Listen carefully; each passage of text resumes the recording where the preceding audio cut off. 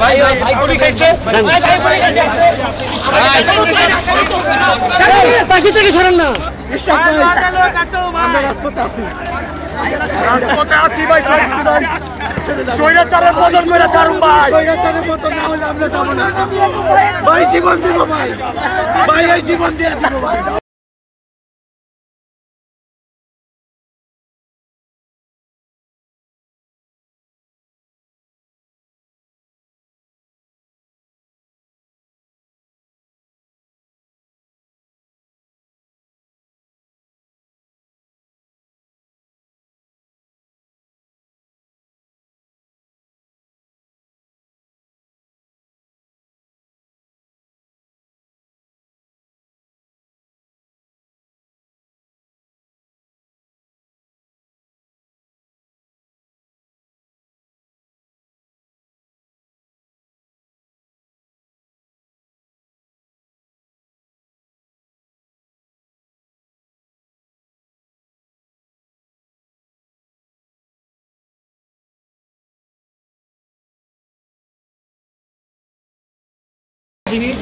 তারা অতর্কিত আমাদের উপরে হামলা চালায়, তারা গুলি করে, টিয়ার গ্যাস ছোড়ে এবং আমাদের বহু নেতাকর্মী রক্তাক্ত হয়েছে, গুলিবিদ্ধ হয়েছে এবং একাধিক ব্যক্তি মারা গিয়েছে।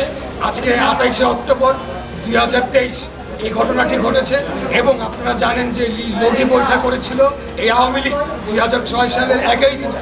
আজকে তারা পুলিশ বাহিনীকে লেলিয়ে দিয়ে ক্ষমতায় থেকে তারা এই কাণ্ডটি ঘটিয়েছে।